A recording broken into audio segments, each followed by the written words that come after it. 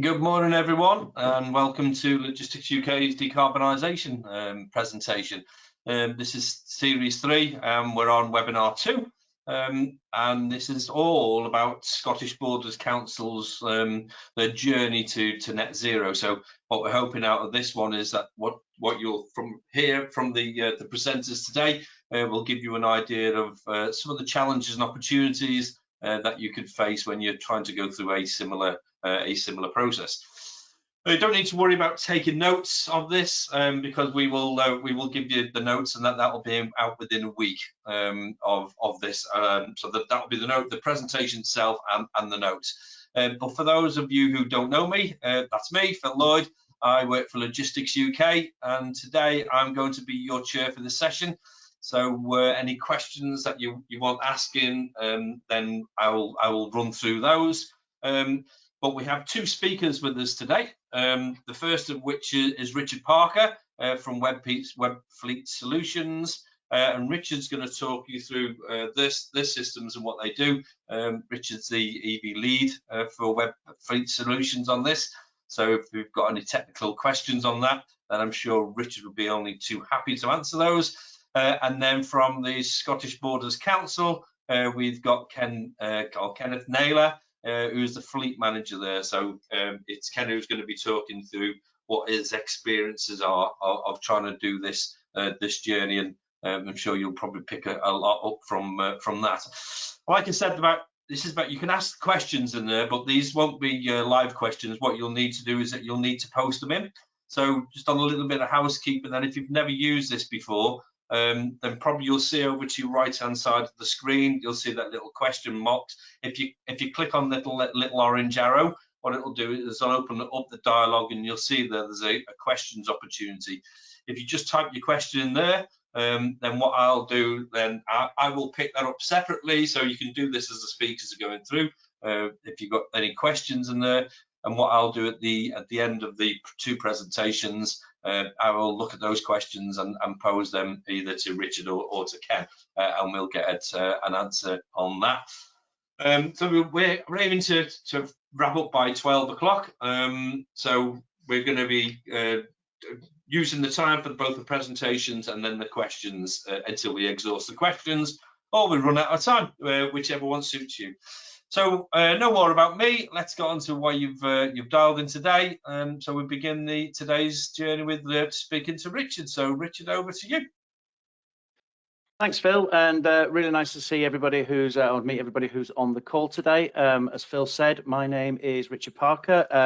I've been at Webfleet Solutions for 2.5 years now, and prior to that, I actually spent 20 years in fleet management. So I've perhaps got a different view on things to certain, the ways that telematics has been presented in the past. Now, just a quick bit, Webfleet Solutions is a wholly owned subsidiary of Bridgestone Corporation, and they've owned us and bought us 2.5 years ago on the principle that they recognise that at the end of this current strategic period for them, which is 2050, the world of mobility and digitization will look very different from where it is today. So I started learning about electrification and transition to EVs about 2 years ago. That's when I really started getting into it. But it was about October last year, as we started to see the mobilization of really usable and capable electric commercial vehicles, that I started to think a little bit differently about what this transition to EV actually means. And I came up with a 4-stage sort of conversation that I could work with customers and prospects to help them move forward through what can be quite a challenging experience if it's not done right. So the first of these 4 stages is actually recognizing that in a commercial vehicle world, certainly where we are at the moment, there isn't a vehicle for every use case, both in terms of capability or even availability as we are at the moment. So in a little bit, I'll explain more about on each slide. But so the first stage for me is actually recognizing that what we're doing in the switch to EV is actually decarbonisation. And decarbonisation can happen without the transition, with some of it without the transition to a zero tailpipe emission vehicle. And that'll be about the different ways in which they manage the existing fleet. Second stage of moving through is actually the planning phase and the implementation of a planning phase to understand truly what your fleet is doing, and therefore making changes that de-risk the change. So we'll talk a little bit about sort of things that we're doing and that can be done to help make that planning process a lot easier. Third stage is actually nothing to do with data and telematics, but it is about driver training. And for most drivers, they won't have experienced real coaching and driving, perhaps since the day they passed the test. And yet here we are with all these brand new technologies, that have a very different way of being used. And so this third stage is actually helping those drivers, before they get the keys to the vehicle, understand how to get the most out of them. Fourth stage is all about the fact that most electric vehicles were bought onto fleet based on a total cost of ownership model. So the bit that comes forth and is all about ensuring that you understand and can measure the outputs of these vehicles and know that that total cost of ownership model is actually working for you as an organization. So decarbonising the fleet. So in telematics, it's quite prevalent that the data sets that usually get brought out are heavily focused on driver behavior and the way that drivers, maybe harsh braking and harsh steering.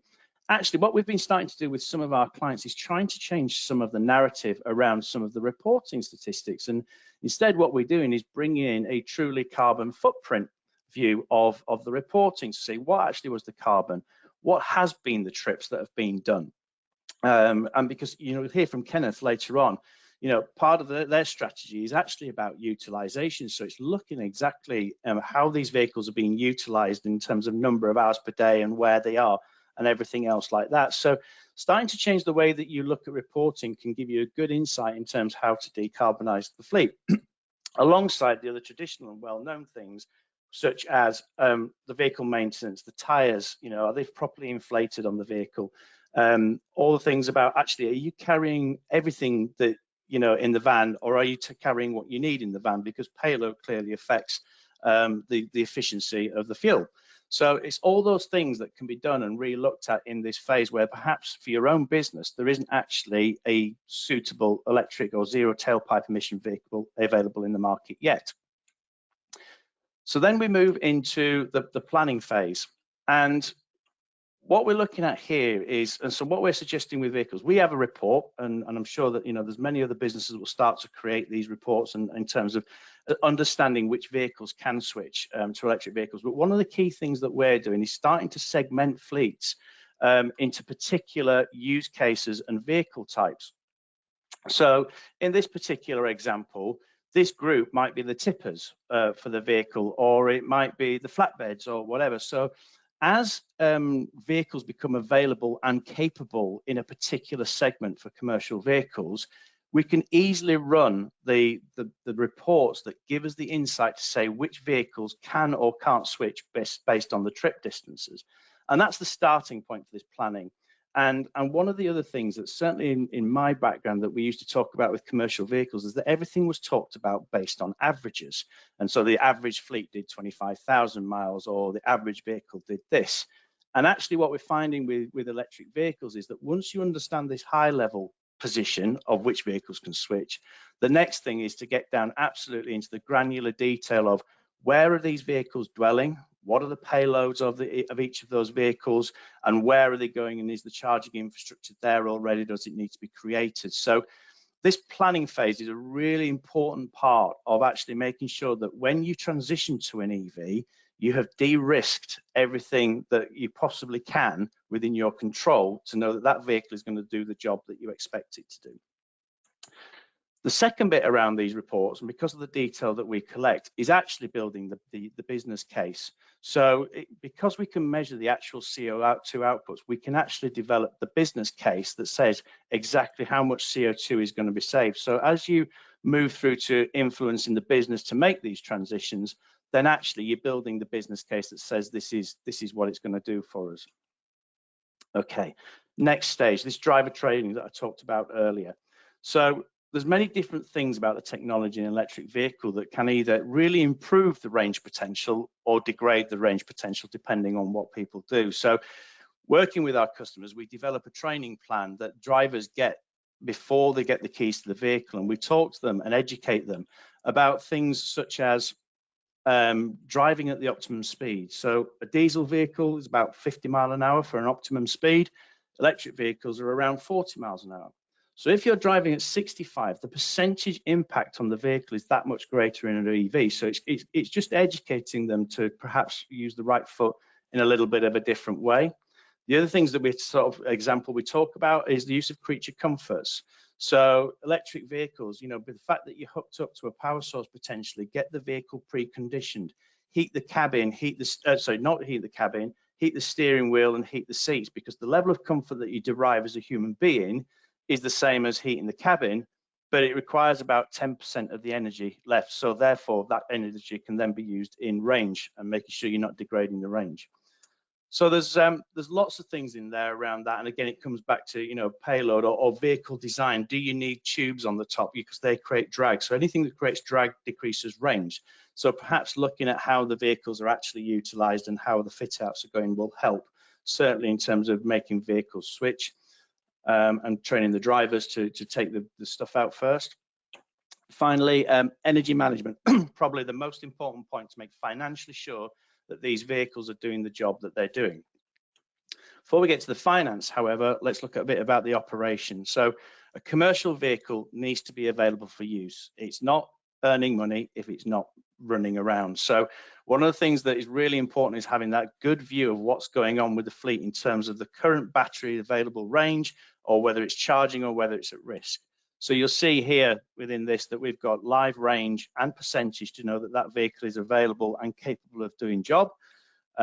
We can demonstrate when the vehicle is on charge and also by how much remaining charge time there is. So again, if it is in an operational charging phase, you know exactly when that vehicle can become available again and how much range will be on it, so you can manage the particular jobs that need to come next. We also give critical battery level positions. So if that vehicle, for whatever reason, has started to drop, you'll see it in the data that we provide, but we also give warnings to ensure that actually that notification goes to the fleet manager and say, potentially this vehicle is not going to do the job it needs to do for the next time you need to use it. So good insight in an operational live context that can help fleets manage these vehicles as they come on. The next bit is around the charging cycles and when these vehicles are charging and the insight that can come from it. So in this charging report that we produce, you can see in this shot here that this vehicle has been charged up every single day. You can see where it's being done. Now, we use this with a particular client because they have a high tariff rate between 4 and 7 in the evening. And we are currently working with the drivers to make sure that they're using the smart apps that are available and not just plugging these vehicles in when they get back to depot at 4 o'clock and starting a charging cycle at the most expensive time that it is to do. So it's giving us the insight to help coach drivers, and it is about coaching at this stage because this, again, is new technology. It's about helping them understand the impacts of what they do and helping them to make sure they're maximizing the input energy costs for that vehicle. The other thing that we're doing with this report is actually about managing potentially the long-term battery health of these vehicles, because this particular client will use these vehicles for 7 years. And whilst we believe that the energy management systems within electric vehicles are incredibly good at maintaining battery health, it's still an unknown, so why have the risk? So again, in this example, you can see that the vehicle is being charged up to 100% every day. But if you look across the last column, you'll also see that the average mileage is about 30 miles a day. This particular vehicle has a range of 150 miles. So why is the vehicle being charged every day? To 100%, it doesn't need it. And so that's managing the individual vehicle. But the other outcome of this is to say, actually, for this particular organization, if you've got a 150-mile range on your vehicle and it's only doing 30 miles a day, you could free up that charge point for another 3 or 4 vehicles each day and maximize your charging infrastructure without bringing in new charge points. So again, it's giving insight into the future proofing of these sites. It also shows us where and when these vehicles are being charged up. So again, this particular example, they've got depot charging, and that's fine. But when we get to the point where there is public infrastructure charging, actually, it's going to give us the real insight to make sure those drivers are charging up at either the most time efficient places or the most cost efficient, depending on the priorities of the business. It's a bit like in an internal combustion engine world and fuel card. Are they filling up at a supermarket or are they filling up on the motorway? And it's using that insight to help understand the impacts to the business. So that report around the connected charging is all about the input energy, but there is a right foot involved with these vehicles. And so this next report is about how that energy is being spent in the vehicle, and how the driver is performing in terms of getting the most out of these technologies and the vehicle itself. So again, like the last report, you can see exactly what day, how many miles were done, what was the duration of movement, and how much energy was consumed by the vehicle for that day. Where the insight really starts to come now for us is that we can break that down in terms of how much energy was used whilst driving, but how much energy was recovered back through regenerative braking. And this not in this particular vehicle, but the client we've been working with, as many of their drivers are now getting up to 25% regenerated energy back because they're starting to use the technologies in the vehicle in an urban environment in a much better way. So that's really quite powerful to sit with the drivers and help them understand how to get the most out of these vehicles and put energy back in at no cost because you're using the technology. The other thing that we're now building up as well with these is the average fuel consumption. Now, you'll see that this one is kilowatt hours per 100 kilometers because it's based on our European. Can tell you that we do measure kilowatts per mile as well, which kilowatt hours per mile, which from a UK perspective is obviously perhaps a metric that we understand more in terms of miles per hour, miles per gallon that we would normally use. But this is starting to build on and look at the averages and see whether the drivers are actually proving their performance or not. All of those things will give you the good insight. Now, just to give you an idea of where we are as an organization, you'll see that there's 6 tiers to this. Now, the top 3, the bottom 3, we're already there. These are the bits that are for us, they're the hygiene factors now, and we've talked through some of the things that you can see on the screen now in terms of what's available. But for us, the real aspiration and the things that we're working towards in a big way are the next steps, the real bits around a commercial fleet, which is the ops planning and the trips and maximizing the number of jobs that can be done a day, and then the charging cycles that are needed, where they need to be charged and when they need to be charged, and also around battery life management and the prediction of actually the condition of a battery based on a certain use case going forward. So that's kind of where we, by the end of this year, we're hoping to have a lot of these things already in place, and we will continue to move them forward. So that's the end of my session. I'm now going to hand over to the really interesting part, which is Kenneth from Scottish Borders and the fantastic work that they've been doing to really help decarbonise their fleet and move to a zero tailpipe position. So, Kenneth, over to you.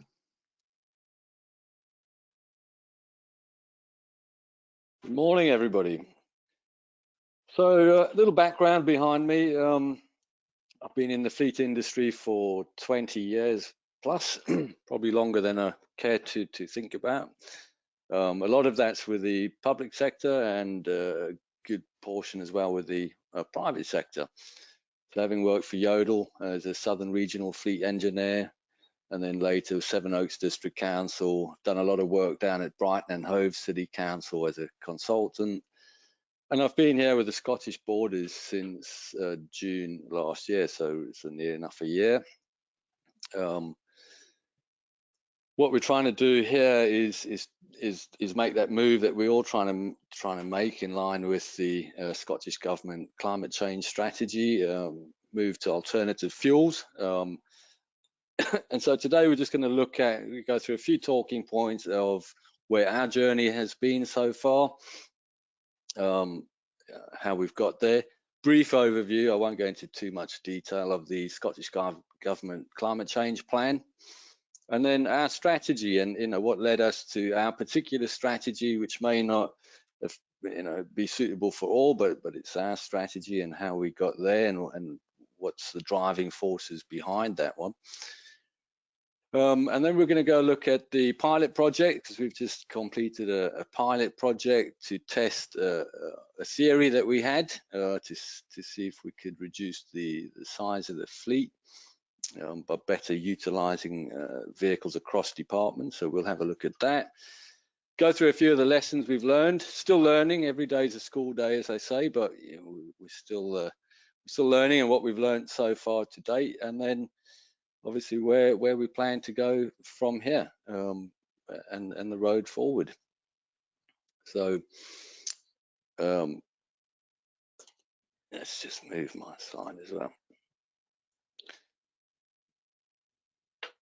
So obviously, as we all know, these are challenging times, and you really need to get everybody involved. You know, it's quite easy for just a fleet manager to try and take it all on himself, but it's kind of a massive team effort, collaboration with all the support services, you know, building infrastructures, your suppliers. Just try and get as many people in as possible to help you with this as you go along. That's what we've done. We've had excellent support from some of our support departments. You get involved in things you wouldn't think you would, like planning permissions, and load sharing, and load surveys, and asbestos surveys, and all sorts of stuff. It's not just about buying electric vehicles, so you do need that support. So our fleet currently is 500 vehicles, and we operate those across 21 operating centres. So they're quite spread out, and it's kind of nature, the geographic of Scottish borders. It's a rural area. We have 116,000 residents, but you know, it's all small towns, and it's everywhere. So we've got depots, some bigger than others, but we've got them scattered across the borders, and in some ways that's beneficial to us, but there is quite a lot. We operate about 600 pieces of heavy plant, so we do everything from road maintenance to obviously winter ploughing and gritting, and the usual operations there. We've got a lot of ground to maintain, so our parks department's quite substantial. And then with regards to electric vehicles, when I arrived, we had a few on the fleet, which has been good for giving us that data, that foundation as to how they've performed. In fact, we've had some near enough for 10 years now, the original Nissan 200s and so on. So we've got some good data, some backing to that data. We've been procuring more electric vehicles, and one of the things we came across straight away was we had an issue with not enough charge points. So we had to start with this whole infrastructure program. So our strategy really is we're going to keep going with more electric vehicles, probably more you know, the sub 3.5 ton vehicles, the cars and that kind of stuff to start with, and then gradually move on from there as our infrastructure allows for that. You know, could you flick to the next slide, please, Richard? So this is a bit of an overview for those who may not be aware of the Scottish Government Climate Change Plan. It's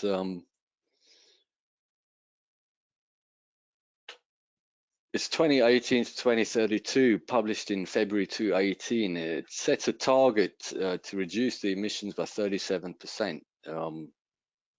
Alongside this, the Scottish Government is committed to phasing out new and petrol diesel cars by 2032, and going one step further by creating the condition to phase out the need for new petrol and diesel vehicles in Scotland's public sector by 2030. So that's quite a target to meet. They're also phasing out the need for all petrol and diesel cars from the public sector fleet by 2025, and that doesn't leave us a long time. And I'm sure I'm not too dissimilar to a lot of you in that we operate a lot of cars, and we have a lot of care workers. We have quite a substantial car fleet. We have users from our education department to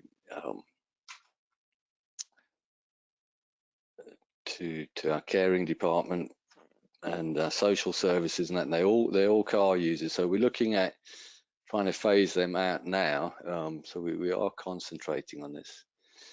So to ensure the delivery of this strategy, we're busy installing the necessary infrastructure across all our locations. One of the things we came across was we'd had a lot of infrastructure that was installed some years ago, but it requires maintenance, and it requires a budget to upkeep that infrastructure. You've got your annual inspections, and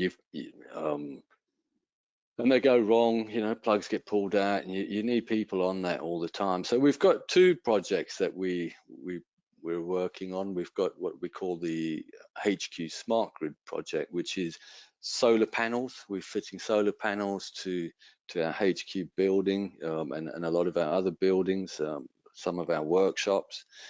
And these panels will feed into battery storage, so that we can access the power during the course of the night, when most of our vehicles will be plugged in.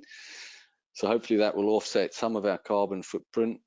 That's quite a big project. We've got in the region of 67 charging points going in on that HQ Smart Grid project. That project, we were fortunate enough to get match funding from the Scottish Government on that one. It's a £1.2 million project, and we're hoping to conclude that within budget. So half of that obviously would be liable for that cost. The other projects that we've got on are what we call the switched on fleet projects. So that's also grant funded, and that's putting in charging points across a lot of our care homes and a lot of our depots around the borders, so that we've got the infrastructure in place to facilitate that. And then we started this pilot project because one of the things we came across was, in order for us to really reduce our CO2 footprint and to have enough vehicles and enough infrastructure to facilitate that, we needed to come up with a plan to use our vehicles more effectively. So this pilot project we came up with was to share vehicles across different departments. Instead of allocating a vehicle to a specific department, we'd just say that it's a council vehicle, and if you need a council vehicle to go and attend a site or do something, you would just book it on a booking platform, and you'd use the car, and when you were done, you'd park it back and put it back on charge. And so we'd share the cars, and so this was our pilot project. So to get our pilot project up and running, we needed a booking platform. We needed a management platform to manage the cars, the usage, make sure we knew where they were, what status they were at, what charge status they were on, and to that we used Webfleet, which has proved very successful. And we needed some cars. We looked at quite a few cars, but we needed cars that would fulfill the mileages that some of our users do. We do travel into Glasgow and north of Edinburgh, and strangely enough, even further afield than that sometimes. But we needed cars that had a good range that could cover all eventualities. And part of our reasoning behind going with these Kia long-range cars was that we wouldn't have to charge them up every day, as Richard was alluding to earlier. If you've got a long-range car, but you're averaging, 40 miles a day per vehicle, you only technically need to charge it, once a week. So we thought that might, allow us to then end up with more electric vehicles than what we had charging facilities for. So we found Fleetster. Fleetster's a booking platform. It's one of the leading platforms in Europe.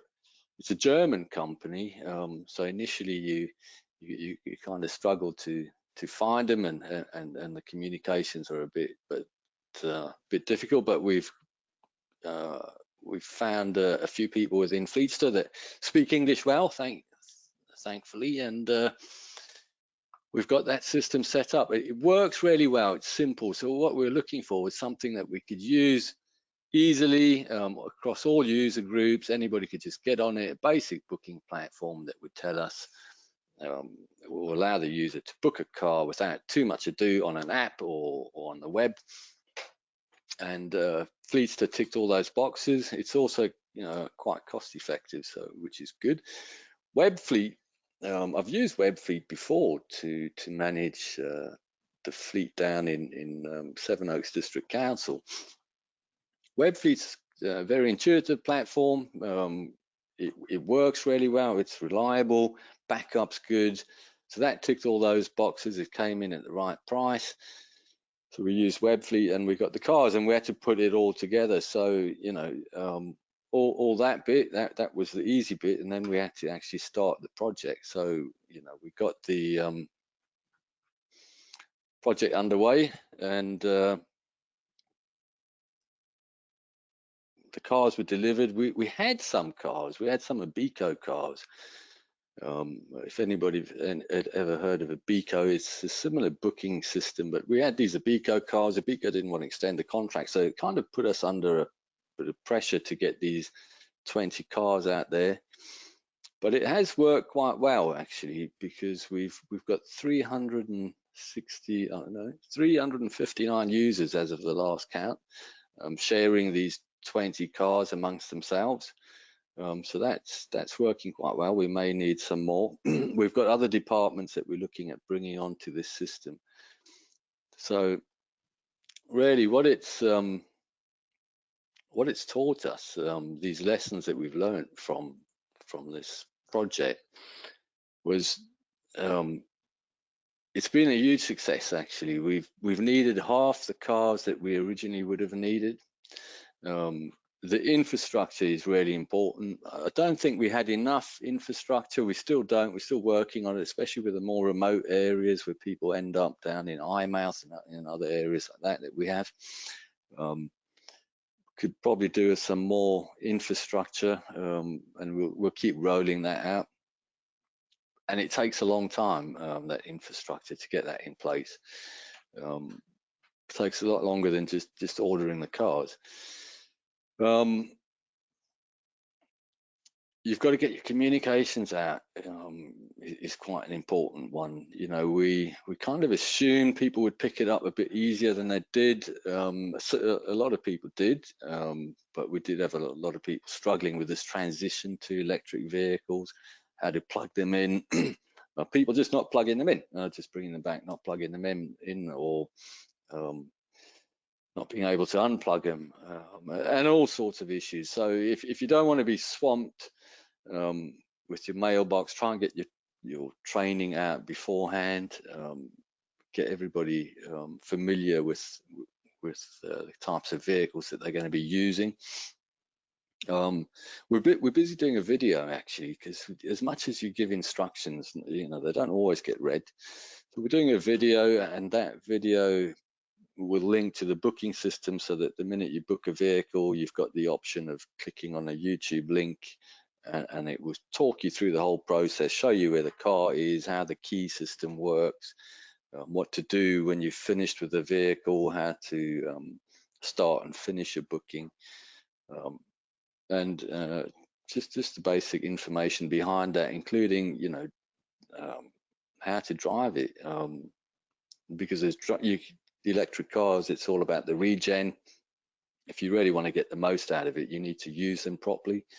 So that's probably quite an important thing to remember. And then try and get yourself some dedicated support, because it's when you start moving towards alternative fuel and infrastructure and all of that, it just becomes all consuming, and it's easy to forget you've got your day job to do, and the day job doesn't end because you're doing this. So you do need the support in place. Get as much as you can. get people in to help you. Try and if you're fortunate enough, guide it from from a position where you're not too involved in the day-to-day, because it'll soon get away from you.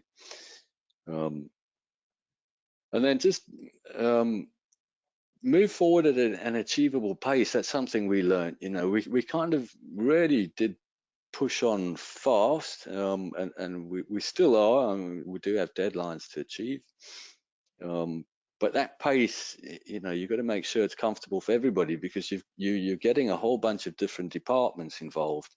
And although you might be running at a certain pace, they may not be able to facilitate that pace, and so you end up with this backlog. So just make sure that you know what pace you're going to move forward at, and have build yourself in a margin for the inevitable, because it definitely does happen.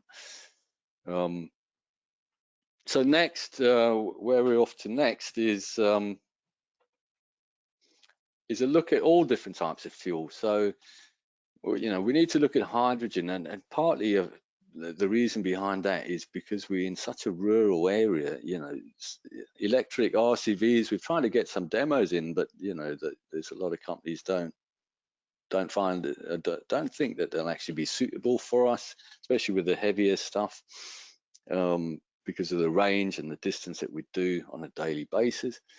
So we're going to look at alternative fuels. We'll still be looking at electric vehicles, and the technology is moving on as we go. So with the bigger stuff, we'll definitely be looking at different types of fuel.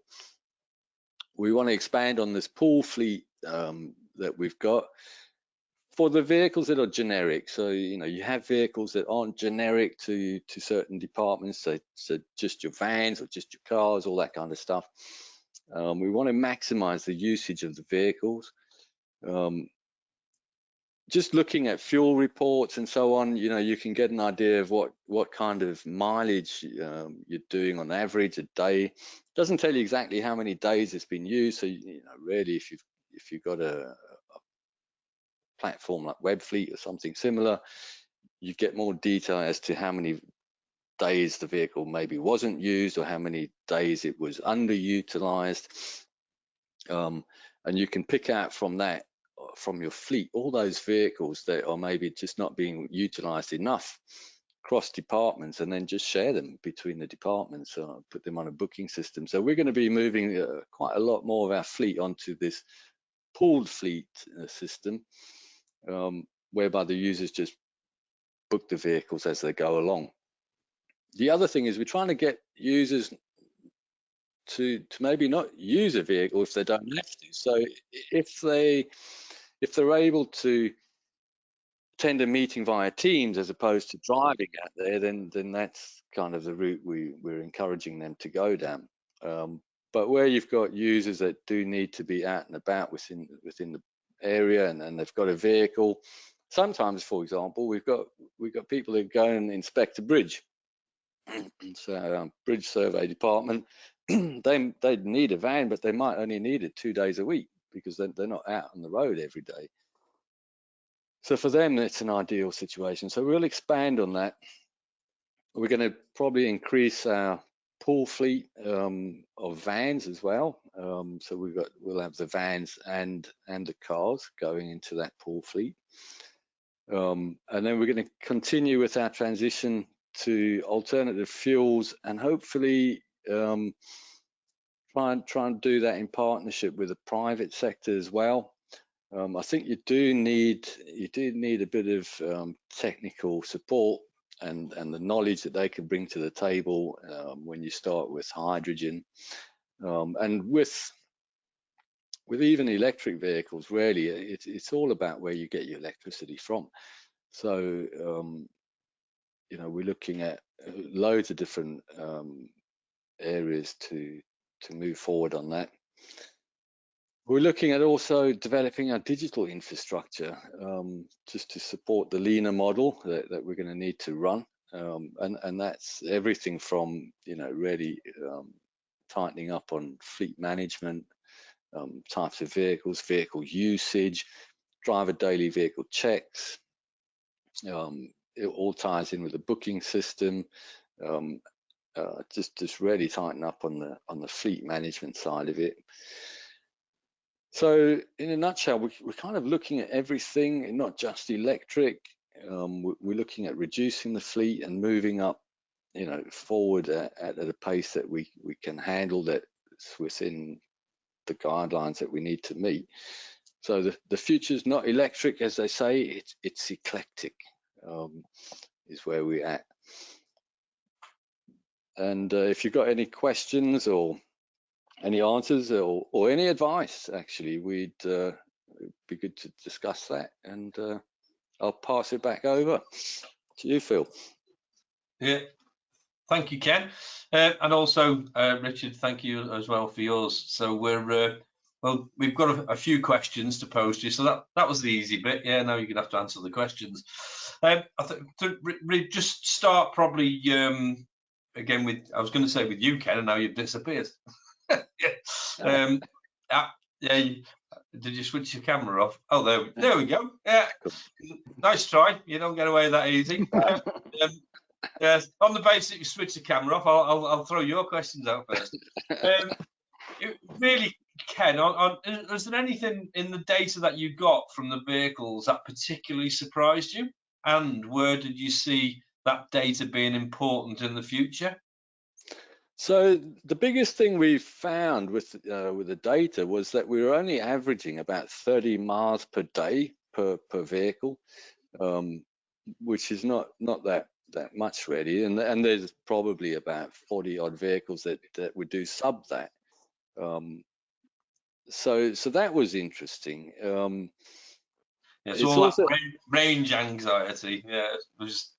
Yeah, there is a bit of that. Well, I mean, it's probably going to go higher than that. With the electric vehicles, there's the two things that surprised me was people did kind of transition to it quite well, on the whole, with the charging, and when we look at that data that we get back, a lot of people are quite focused on trying to get the regen and trying to get their score, down, which is quite handy. And do you think because of you mentioned about the communications that you had with them, do you think it was partly the success of that then?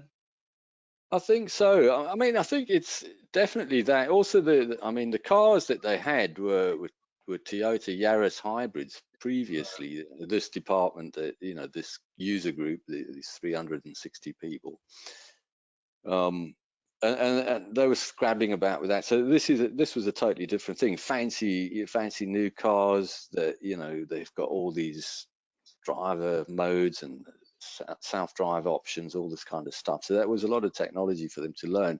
But looking at it, most have picked it up really well, especially with the feedback we're getting. We're looking at pushing that usage figures up, and we're down a bit on usage. And the main reason we're down is because we still haven't got that training right. In other words, people will book a car, but they won't end their booking. So if they've booked it for the whole day, but they've finished at 12 o'clock, they should end their booking. And if they don't end their booking, you've blocked the use of that car for that whole day instead of having it open. So we've got a bit of that to sort out yet, which we'll see. And then the other bit that we've got is a lot of cancelled bookings. We get people booking cars and then cancelling, the booking on the day, and that's just wasted the use of a car completely. Yeah. A lot of asset management. Absolutely, yeah. So we look at it. So we look at the bookings. So we've got somebody now in the seat that just focuses on that. We look at the bookings that have happened during the day, and then we look at the tracking system to see that vehicle's actually been used, and where it's come from, and has it got a charge left in it. And some people don't plug them in, and then we can send somebody out because we can see that vehicle's only got 10% charge left on it, yet it's fully booked for the next day. So we'll send one of the workshops out to go and plug it in and make sure it's ready for the next day. So that's been quite handy. Right. Okay, thanks for that. And I don't know if this is Ken or Richard, but it was really about Are there any information leaflets or guidance on how to drive an electric vehicle that could be useful, you know, to give drivers themselves? Do you have anything, or do you know of anything?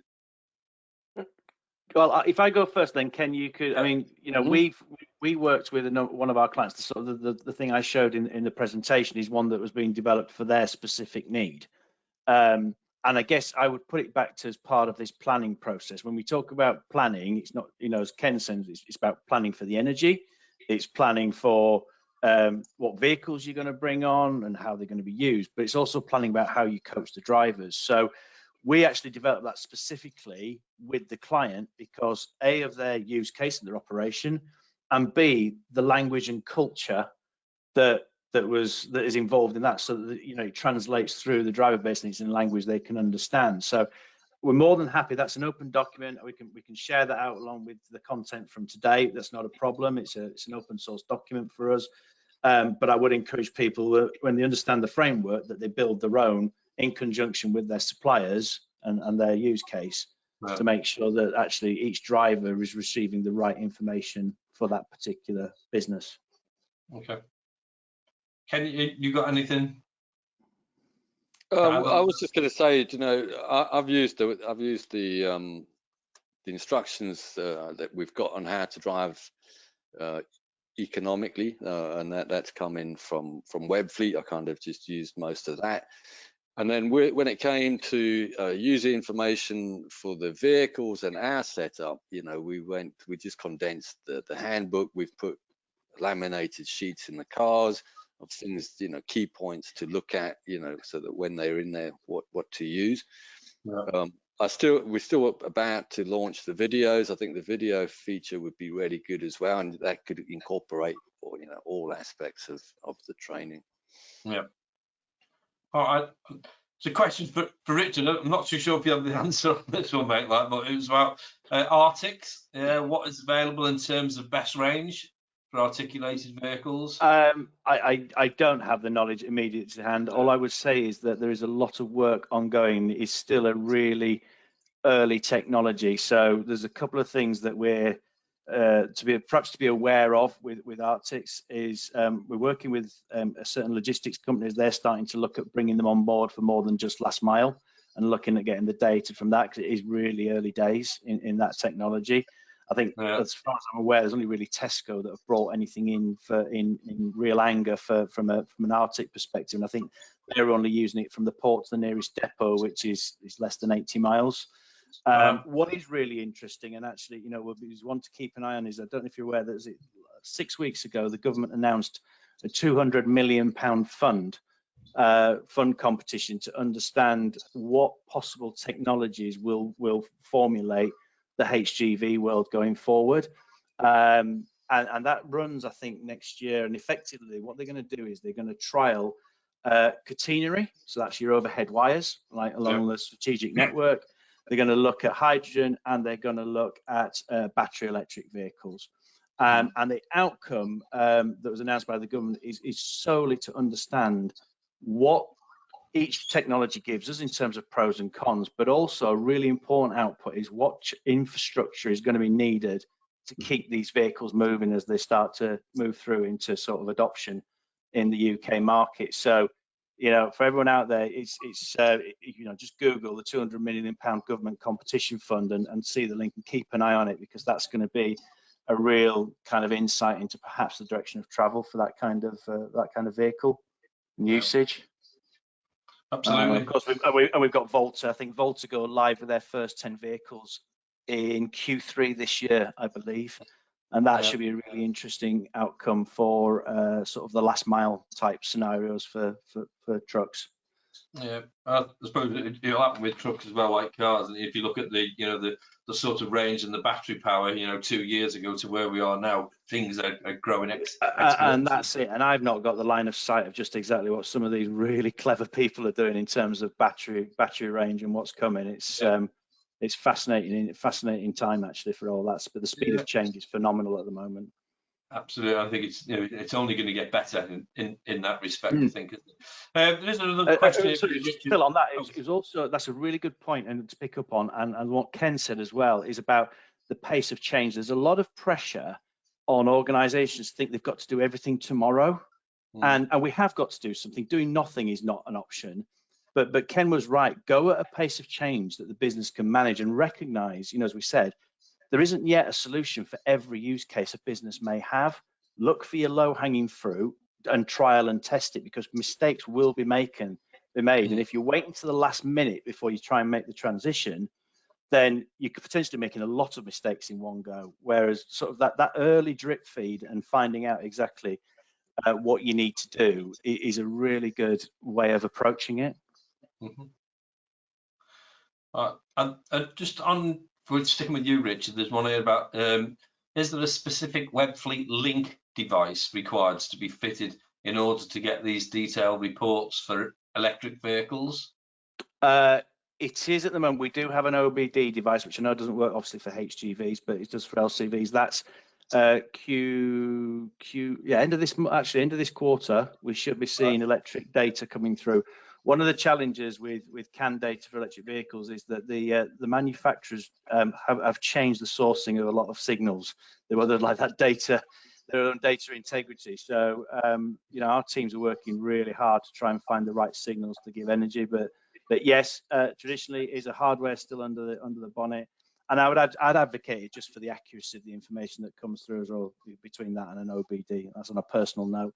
I just think if you've got to lay your hand on the, you know, and stand by the data that you're producing, make it as accurate as you can be, because people will obviously further in your organisations will question the credibility of the data, and you want to be able to stand by it. Really, fancy questioning data. Oh, whatever next. Whatever next, I know. yeah. What was it? Lifetime license statistics of some of the data's in there, I think. Somewhere. Yeah, I mean, I'm a big. There's so much data around, and I say the reason I mentioned at the beginning about 20 years in fleet is the data is the data. It's the insight that comes out, and that's why, you know, whatever organisation you're looking to bring in as a supplier, just make sure that what they can give you is insight and not just reams and reams of data that you have to try and, you know, understand what story it's telling you. You need that partnership where you're together and collectively you're after the same thing, an output of insight that's going to help you make decisions and move forward. It's an interesting one for you, Ken. Do you think drivers are safer in the new vehicles? So you said about things, you know, driving styles and that. So have you noticed any change in, I don't know, less accidents or less damage to vehicles or anything? Actually, it was the first accident we had was one of our department, our fleet department. So that wasn't a good sign. It wasn't me. But yeah. What are the good things actually that we have with this system, this booking system and the Webfleet tracking system, is we have users that go out all hours of the day and night. So and the Scottish borders, we get a lot of snow. So you could have people out there in the mountains, in the snow, 12 o'clock at night, going to see residents. Now, we have a lot of late users, and if they were to have an accident, or anybody was to have an accident, we get notified immediately. So in that respect, albeit that there's no discernible improvement in accidents that we've monitored so far, and no doubt we will get onto that. In the event that there is one, we'll be better placed to know straight away that there's been an accident, because we get notified. If that vehicle sends a ping to us that it's been involved in an accident. In fact, I've had this before. It was down in where was it? Tilbury Docks. One of my trucks had an accident down there, and I was notified immediately. I phoned up the driver and I said, "Are you okay?" And he went, "How did you know?" I just had an accident, you know. But it can happen. So I'm pleased for that, you know. And we've got this duty of care to make sure that we know where everybody is and that they've all returned home safe, you know, at the end of the day. So that's good. I think, and I haven't got the data to back it up, I think it will reduce the amount of accidents, because obviously the driver behavior is, I mean, in the borders, we have 20 mile an hour through the towns, and I've got to put, as part of what's on that laminated sheet, don't forget it's a 20-mile-an-hour speed limit in the towns, and especially with an electric vehicle, it's easy to exceed that because you don't feel the pace as much as you might do in a petrol or diesel. But on the whole, looking at the track data, and that, everybody's pretty much driving, really well. So I've not seen any reasons for concern on that. Certainly, Phil and Ken, I think we're seeing that there are less accidents in electric vehicles. I think predominantly they're simpler to drive. You've got no gearbox, no clutch. There's potentially less distraction within the vehicle as well, from that perspective. They're actually as well, because they're so much easier to drive. What happens in the vehicle is you get a mindset change, and you get a thing. So there's one client I'm working with, and they've literally said, my whole driving style has changed. I feel calmer. I don't feel stressed anymore. It's just a different experience. And therefore, obviously, the concentration levels go up because your mindset is in a different place, as well as the vehicle having a different sort of cabin setup as well. So I think it is, but I would also maybe caveat that, let's be realistic. We are still in the early phases of transition to zero tailpipe vehicles. So are the people who are driving these actually the drivers as early adopters and the sort of early mass majority, the ones that perhaps drive in a different way and not like it's stolen? So let's wait and see. But certainly, I do think there is a wellness improvement, which then clearly will improve the way people drive, and then hopefully that leads to less accidents. Just Richard, just a point of clarification, because you mentioned about the 200 million. The question that come through was that the 200 million Sustainability Innovation Fund? No, it's the 200 million. It's a competition that the government. That's what do they exactly call it? Is it the HGV competition fund? So basically, they're asking people to apply to be part of the project that helps understand the thing. So it's not part of that sustainability. So it's a separate fund of 200 million that's been allocated specifically for HGV scientific experiment to see exactly what this is the development of alternatives, wasn't it, to head towards zero emission? Well, you know what, and that was the last question that we've had through, which is perfect timing actually, because it just about gives us time to wrap up, doesn't it? So really, if you just click on one, Richard, really, it was just obviously thank you, to you, Richard, and to you, Ken, for that, but also for everyone who joins here today, because waste time doing these events if there's no one there for. So I hope everyone found what Richard and Ken have come through and their experiences to be helpful. And I wish you all luck in your journey to net zero in whichever route you choose to take. So thank you for participating today, and like we said, the link to the session, the recordings, will be emailed out to everyone probably within about a week. All right, okay, so thank you everyone, and enjoy the rest of your day. Thanks everyone. Cheerio.